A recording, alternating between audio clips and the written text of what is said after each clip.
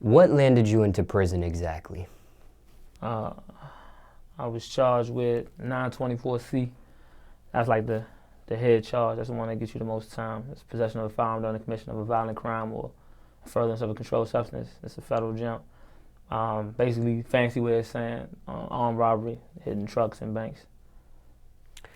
When you were arrested, after you were placed in jail, did you receive a bond? Nah, I ain't get no bond. I ain't get no bond for that. Why not? Violent crime, young, black. You ain't get no bond. Not for that, nah. Did you have a previous criminal history? At the time, no. I didn't have any convictions. I had arrests, but no convictions. So with no convictions in the past, Yeah. they still won't give you a bond? Nah, I don't work like that. I don't care if you, whatever you may have going on in your past, it's irrelevant. You ain't getting no bond for the most part, unless you famous or it's somehow, I don't know, you come from some type of affluence, but nah. Did you have an attorney? Yes, I did, but he wasn't paid for, so you know how that goes. Public defender. Now, how long did you do in the county?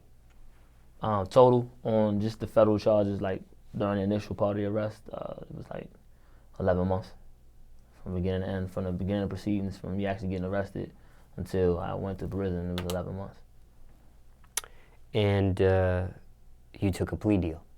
I did. I definitely took a plea. What were you facing if you would have fought it in trial?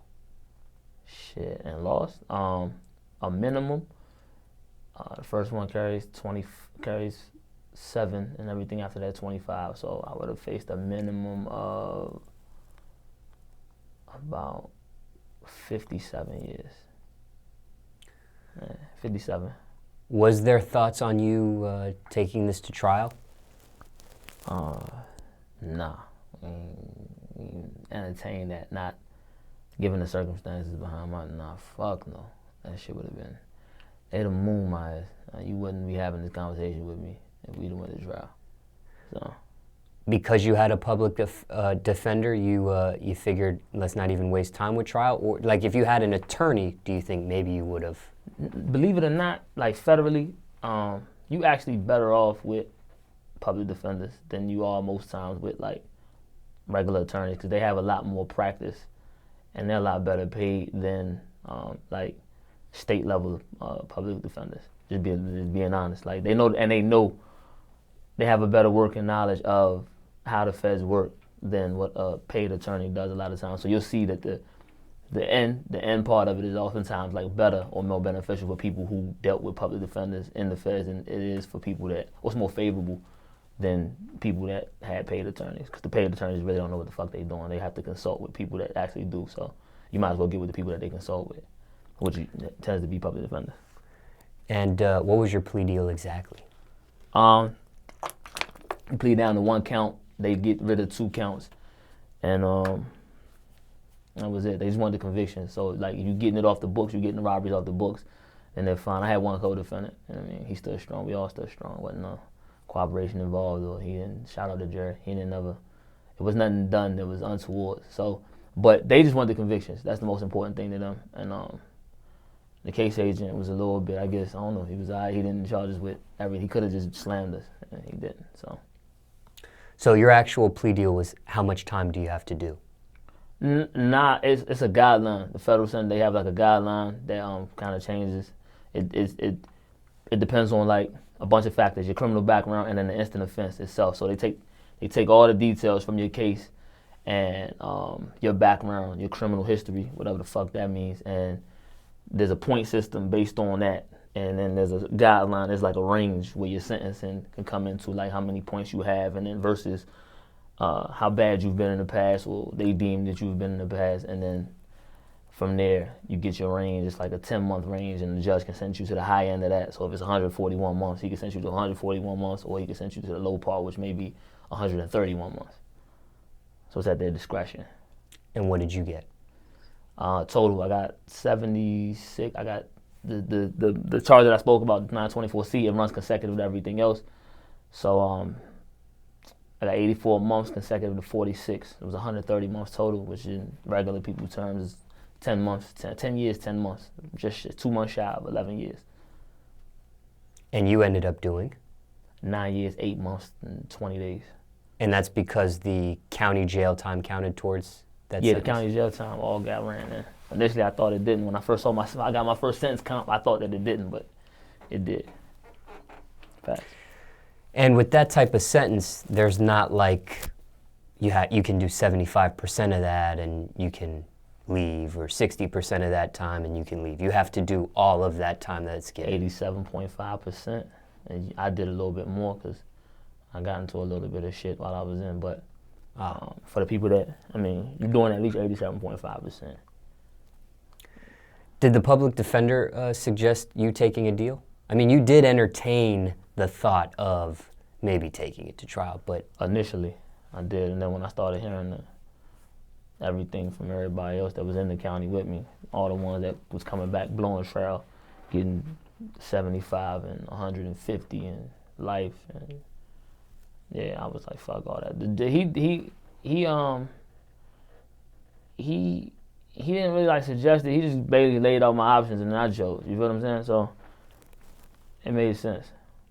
Hindsight 2020, knowing what you know now, was that the best decision looking back at it? Facts. I had to go through it. I did, definitely. Like, moving forward, I know how to proceed if I was to ever, God forbid, get into a situation where I needed to consider going to trial and not going to trial. But the perspective I gained from it is invaluable. I needed that. You agreed to the plea deal. After you agreed to it, yeah. How soon is sentencing after the agreement? For me, it was 2 months. I pled in May, and I went back for sentencing in July. How do you prepare for that? How does your family prepare for that? Believe it or not, though,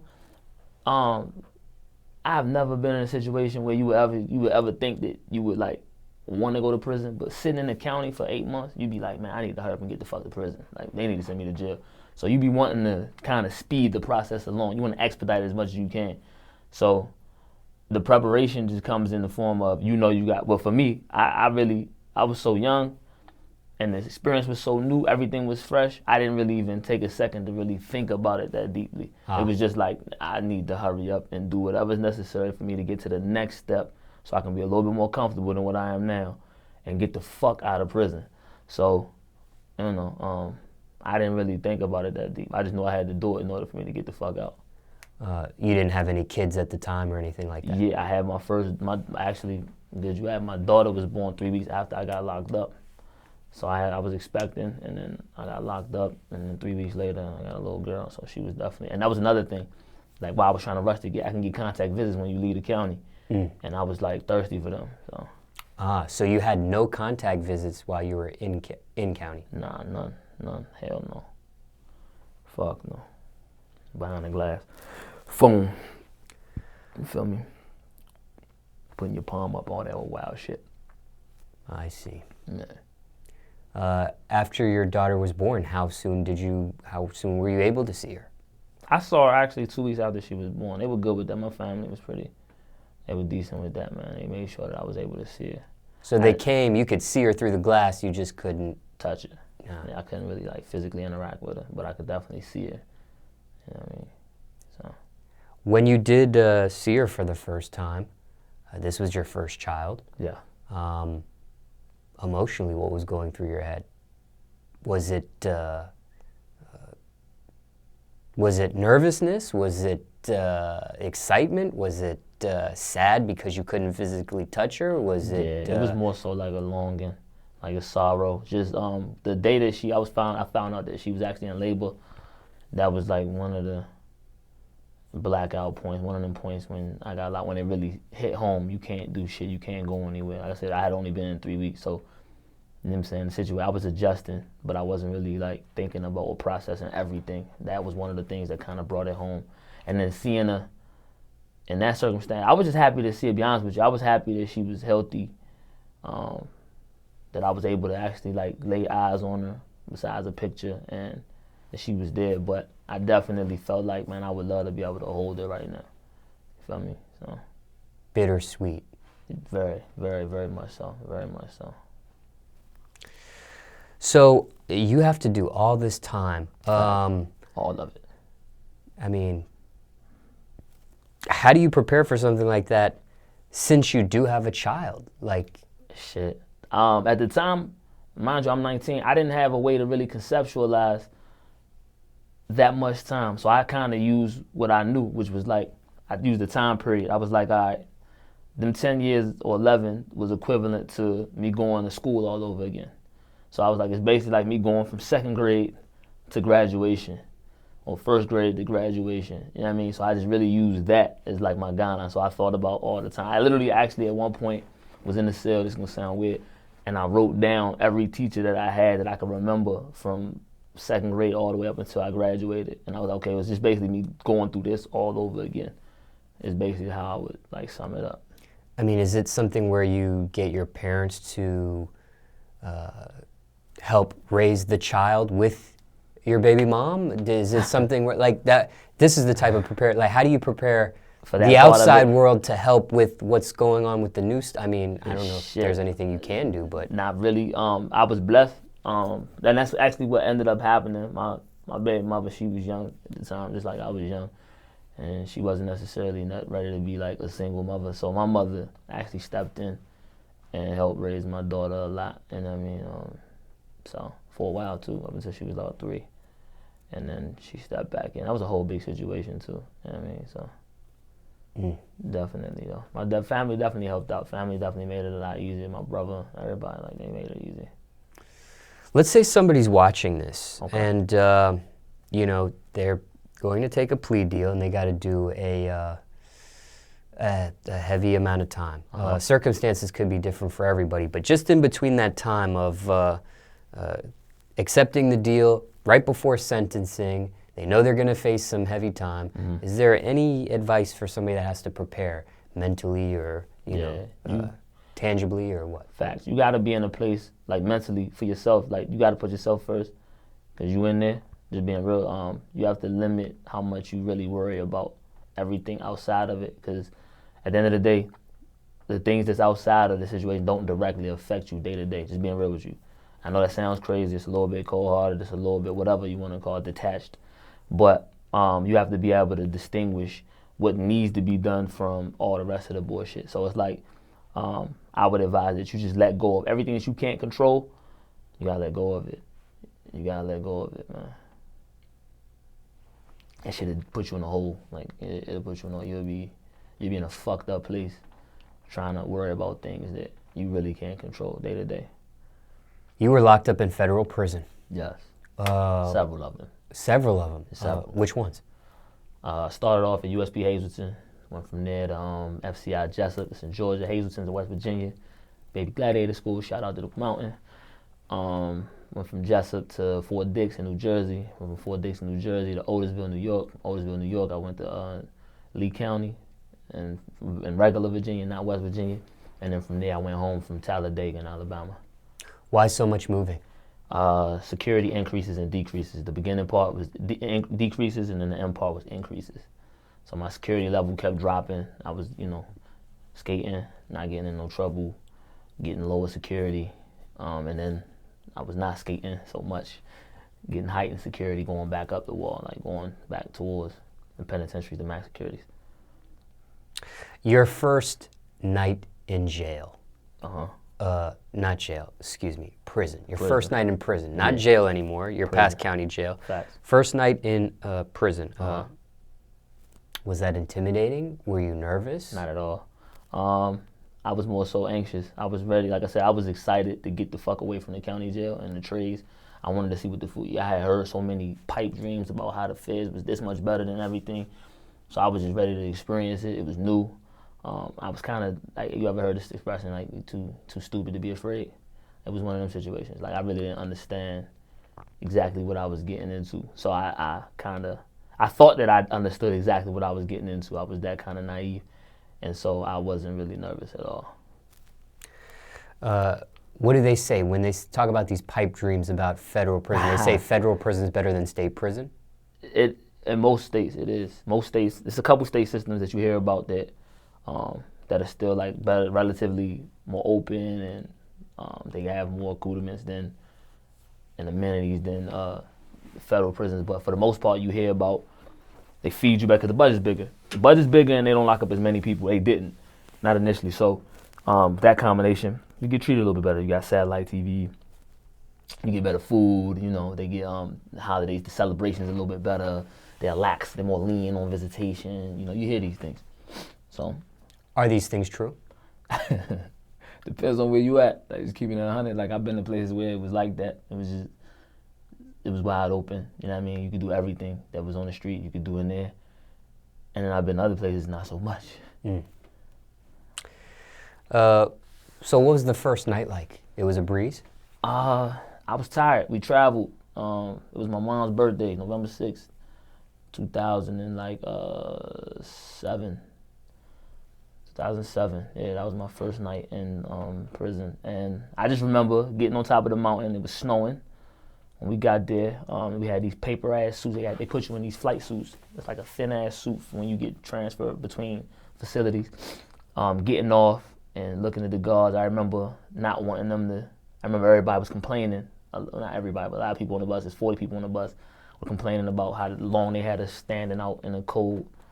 And I remember not wanting to let them see that I was affected by the cold.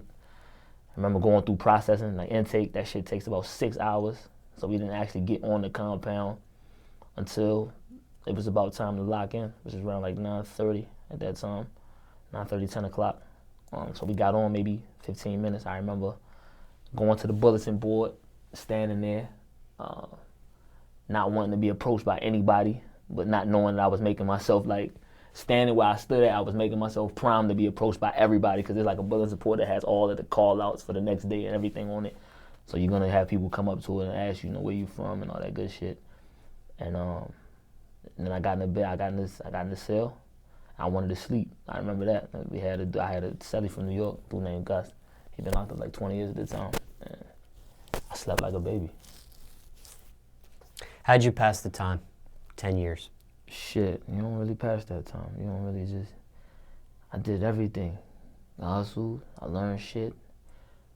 I fucking played a lot of ball. Stayed active. I worked out damn near every day. Networked. Kicked it with a few good people. Deemed. Did everything under the sun. Everything that you did out here, minus fucking and going where I wanted to go.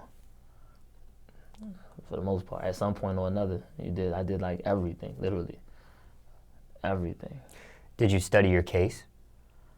Initially, after I got locked up, yeah, I stayed on top of it. When in the initial parts, it was more so I learned what I needed to learn, and then just it was staying on top of the law to see if anything changed. But I was pretty much relegated to knowing that I had to do most of that time, if not all of it, because I pled to it. You feel what I'm saying? So it wasn't Can't like, appeal that. You can, but you can only really attack, like federally, you can only really attack how you were sentenced, and not the sentence itself. Once you plead guilty, you give up the right to plead to fight the actual conviction, but you can attack how they sentence you and how much time they sentence you to. So if they would have changed the 924C laws, which was the gun law that dictates that I get the time runs consecutive, if they would have changed that, I could have fight to have it applied retroactively, which means that my time would have ran together, and I would have did less time. I would have did 7 years as opposed to, the aggregate of 7 years as opposed to close to 11. Did you rap inside? Yeah, funny story. I did a lot of battle rapping and regular writing on top of people's beats. We didn't have a lot of access to like outside music, not initially. We got the MP3 players in like 2011, but prior to that, we didn't have like access to all the music that people were getting. So you was just writing on top of whatever you had, like whatever old beats you had in people's in your head, or music that you would hear on the radio, and then I battle rap. You did battle rap. I did battle rap in prison. Man. Win more, lose more, break even? I never lost in prison, not one time. But let me tell it. But no bullshit. I never lost. Damn near caused a couple riots, the shit that you say, and it was just fun. It was fun looking back. I stopped battle rapping after one incident in particular, and got to rapping against the GD. Shout out Bam. It's my man, actually. He got like 40 years. And said a lot of shit that I guess they took offense to, and then some other dudes reacted, and it started like a chain reaction, and it didn't go left, but it could have easily, just because of like a misunderstanding, not because of like even what I said. That it's just what I said started it, and then it almost went left. So. Did you use any lyrics that you may have written or rapped inside after you had come home? Facts. I wrote an entire, like my first album, Year of the Wolf 1, it's on SoundCloud. 3 of the songs that are on there I wrote like right before I got locked up. I mean, before I got out, excuse me. Right before I got out, I wrote these songs and then used them. I found instrumentals that matched up and then used them. So. Now, okay, somebody watching this, Okay. they're going to the feds for the first time. Going to the feds. Of course, circumstances could be different for everybody as far as length of time and that sort of thing, but Facts. any general do's or don'ts inside federal prison? Facts. Don't owe nobody. Don't gamble on credit. Don't fuck with no faggots. Excuse, the terminology, but don't fuck with nobody else's boy, as they call them. You know what I mean? So those 3 things pretty much keep you out of trouble. What about gangs? What about them? Can one survive federal prison without having to join a gang? Survive? Yeah. Definitely. You don't have to be in it. I mean, if you could stand alone, you'd be all right. But will they let you walk compounds is another thing. Some places you can't be independent. You have to be accounted for. Some group has to claim you in order for you to even walk on a compound. So the way they split up in the feds, it's like cars. It's like where you from. So it's like, for the most part, it's where you from. It's regional, and sometimes it's states, like depending on where you are. If you're on the East Coast, it tends to be where the Western states, because it's like less of them. It'll be a lot of them just together. It'll be the whole West. And then if you're not in the gangs will have their own cars. And then a lot of times, even the gangs, they have what I'm not sure, because I wasn't in the gang. I'm not familiar with the exact terminology. I think it's like assistance or unification. It's like all of the gangs are together. You know what I mean? Like if one of them moves, then all of them move. But and then depending on where you are. Like I stayed for the most part on the East Coast, up and down the East Coast, and depending on the numbers, you have cars that way. So it'd be a New York car if you're closer to New York. But if you get further away from New York, it'd be an entire East Coast car. Whereas everybody from the East Coast they all homies, quote unquote. You did fight in prison. Definitely. Can one make it in prison, federal prison, without having to fight? Or is that inevitable? If you got that check, and even then, you might have to still get down a little bit. But if you got that check, you can be kind of protected, or some type of leverage to whereas people don't want to fuck with you for whatever reason, then you might be all right, you might make it. But for the most part, it's always a nigga that think that he is tougher than what you might be, no matter how tough you might be. He's like, I don't give a fuck about the 99 other niggas you knocked out. I'm not them. And so you're gonna have to either knock him out or, get knocked out, one or the other. So. And when you say you got that check, you mean you're paying people off to do? If you got money, like you can either you directly paying people off or you can provide the means. You know what I mean? Like if you can make shit happen because you got the check, then they gonna leave you alone because they know you can make shit shake. You feel what I'm saying? Like you can get shit done on the outside or in the prison. You know what I'm saying? So they'll leave you alone. It's not necessarily outright paying for protection like you being extorted, but you are in a way being extorted because you're providing a way. You feel me? So same as out here. It's a lot of niggas in the hood that can't make it, that wouldn't make it if they didn't have a couple dollars, or they wouldn't have like a way. They weren't a plug. They didn't have the connection to the plug, whatever the issue may be. With your fighting, were you defending yourself or you were the aggressor in these fights? I don't be wanting no problem. I don't really, like a couple situations, I guess you could say, I learned quick that you couldn't really, you couldn't just sit back on your laurels. You couldn't rest on your laurels. So if it ever seems like it's headed that way, I'm just gonna go. You feel what I'm saying? Like, I'm not even gonna give it a chance. When in doubt, take it out. Like, I ain't about to play and give you a chance to fuck me over when I don't know what's coming. I had a couple incidents where it almost went that way, and I swore to myself, like, I ain't never letting that happen again. So I wasn't the aggressor in the sense that I didn't start whatever altercation leads to the fight, but like, I might have been the one to pop the fight, like, once it gets to that point. You already had a set amount of time that you're supposed to do. Facts. You weren't worried about catching an additional charge, getting more time added? So let me ask you a question. Would you rather do 5 extra years or had 25 stab wounds in you? That's a real question. Like, literally, I'm gonna process it. I'm not really thinking about when it comes to it. You think about that prior to, like, that's preventative work. You're gonna say, all right, well, I'm not gonna put myself in a position that's gonna potentially increase my time. But once you're there, once somebody either box you in or force your hand, it ain't nothing really to think about. Like, I'd rather my mother visit me in prison than at a grave. And I hate to say that, I know that shit is like stereotypical as hell, but it's the truth. Like, I'm not about to let nobody just kill me or nearly kill me or any of that shit. So, if you were to get into a fight and you kill someone, yeah, that's unfortunate. You could end up being in prison forever? Facts. Like, and it's hard to beat those. Because not only do they got cameras in there, they got a bunch of niggas who got, like, life sentences who don't want to do them life sentences. And they not about to do them life sentences. And if it's at your expense, then it's at your expense. So if you do that, that's what niggas used to call it. You gave all these dudes a green card, he's walking camera. You just gave him a get out of jail free card. You kill a nigga in front of these dudes, you going to jail. Whether it be by accident or not, they coming to court. You gonna be in the position they was just in. You feel what I'm saying? So these fights, thinking back, hindsight 2020, could they have been avoided or no? Maybe some of them, and early on.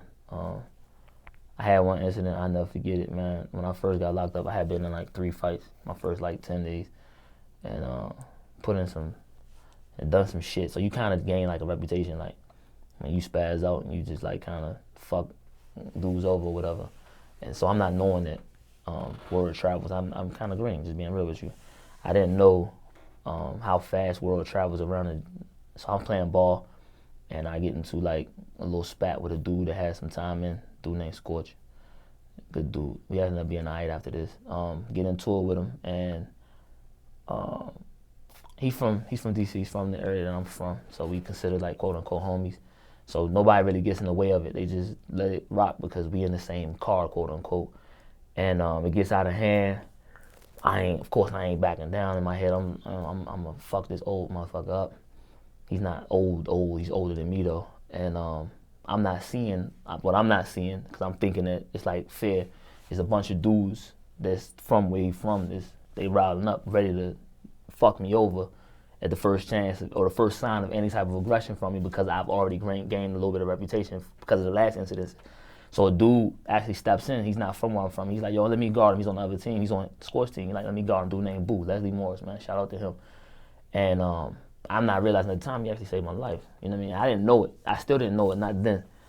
So, because I was ready to knock the nigga out, break his jaw, do all this wild shit to him, but not knowing what was going to come with it. And he pulled up on me later on that day, maybe I was about to get in the shower. He pulled up on me, like, asked me about my time. Like, yo, real smooth. Like, I was on guard, real defensive about it. Like, what the fuck does he want to talk to me for? He's like, yo, well, how much time you got? You don't mind me asking? I tell him. And he tells me this funny story. He's like, yo, look, you might not see it, but there's like 1 million monkeys on these walls. And they're ready to jump on your back. He said once one of them jumps on, like, they take the cue from that one. So you're going to spend the rest of your time trying to get all these monkeys off your back. And he summed it up with, don't turn a short one into a long one. Kind of find out he had 4 life sentences. He had been in 10 years. And he was 29 at the time. And he wasn't going home. So it was some of the most invaluable advice that I got while I was in there. Because of these fights, you had to hit the hole? No. We was getting away. Like, fights wasn't really sending you to the hole. I was at a maximum security. Let me preface that by saying I was at a maximum security joint. So if you locked in and fought off a camera, niggas wasn't really telling on those. Like, you wasn't getting told on. They wasn't coming to get you for that unless you were walking around beat up, like you had black eye and all this extra shit. But even then, like, you wouldn't, if you did, you didn't walk around. You just stayed your ass in the cell. And, you know, people would bring you your food or whatever the issue may be. You just stayed out of their face. But nah, I ain't never hit the hole for no fight. Did you ever have to do solitary confinement at all? Yeah, a lot of it. You did? Yeah. So, okay, it wasn't for the fights. What did you end up going to solitary for? Cell phone possession, cell phone introduction.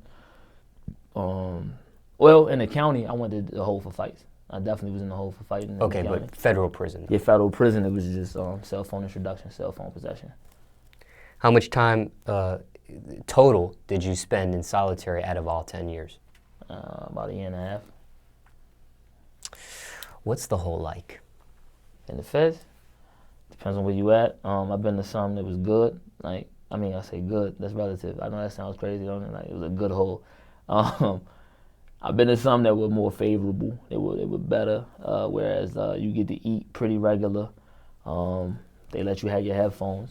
So, I mean, I was good. I had my radio on my headphone, like my big headphone. I could read plenty of material. Don't keep a celly, and I was good. But then I've been to others where it was like 4 niggas in a cell. You know what I'm saying? 2 on the floor, 2 on the bunk. And you gotta piss, and you right by a nigga head. Like, that's never a good situation. So you having to turn down, you having to constantly fight with them about them trying to put additional motherfuckers in the cell with you. And it just makes it a little bit harder. But it is what you make it. You back there having the best time of your life. That's some of the fastest time you'll do. Some of the hardest, but it's some of the fastest. You go on the door all day. Niggas is asleep during the daytime. They up all night.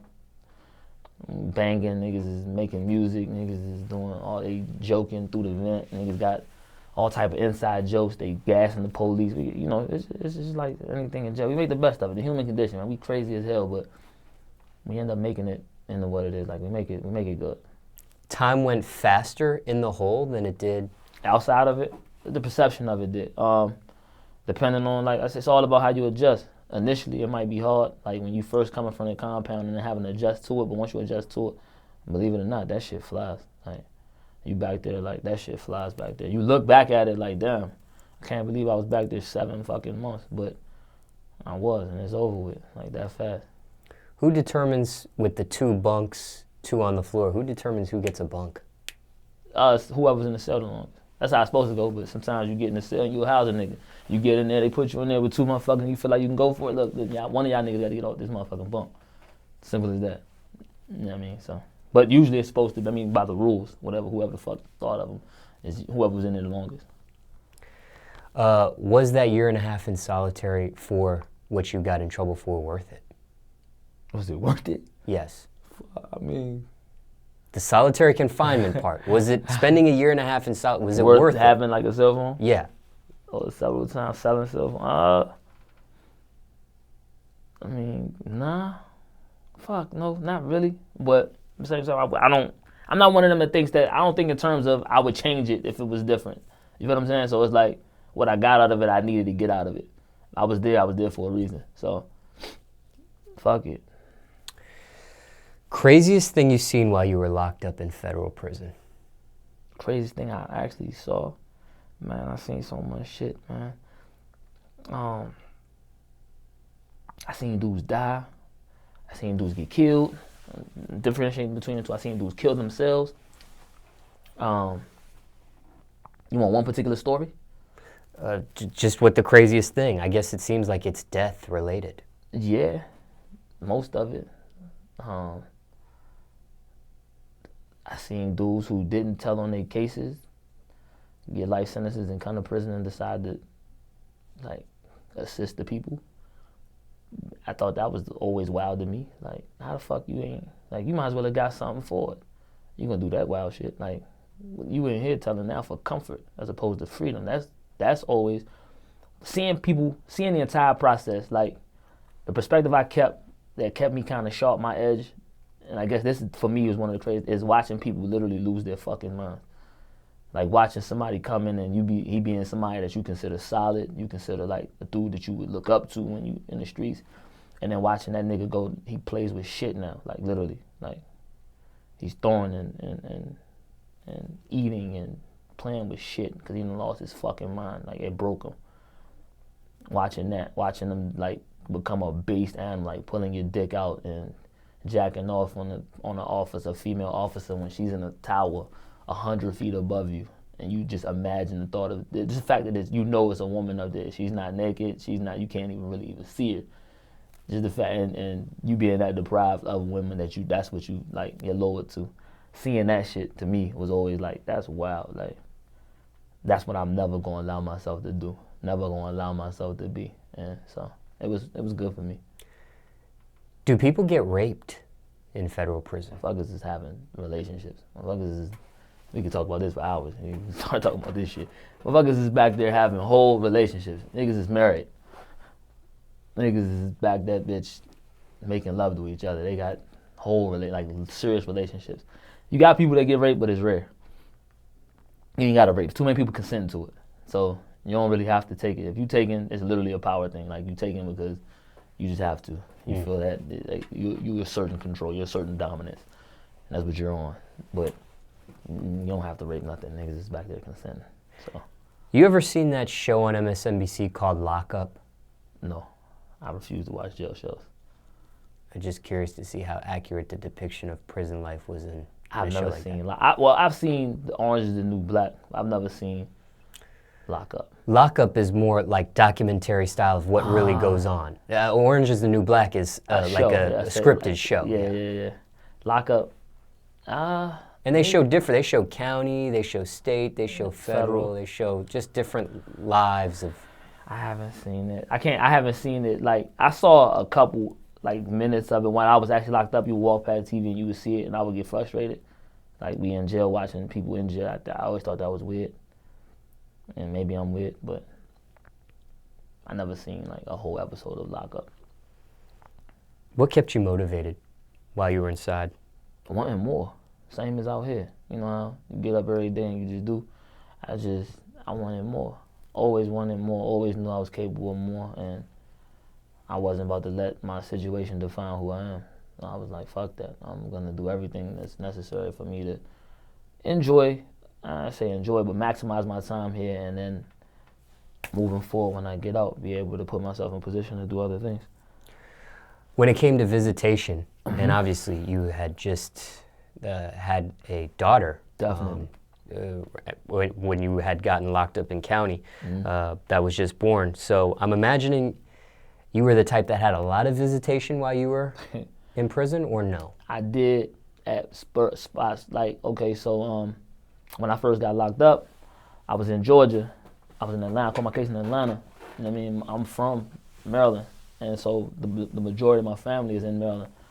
My daughter's mother was down in Atlanta. So I used to see her and my daughter weekly up until we fell out. Then I went months without seeing my daughter.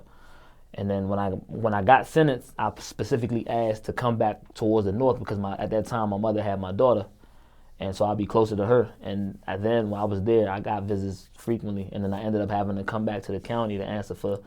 I had detainers. I had charges that I hadn't been actually been in trial for at the time. So when I came back to the county, I was right back at home. So I was getting visits every week. So at spurts, sometimes in the visit, depending on where I was located, I was getting visits pretty frequently. When I was in New Jersey, I was 2.5 hours from home. I was getting visits every week there.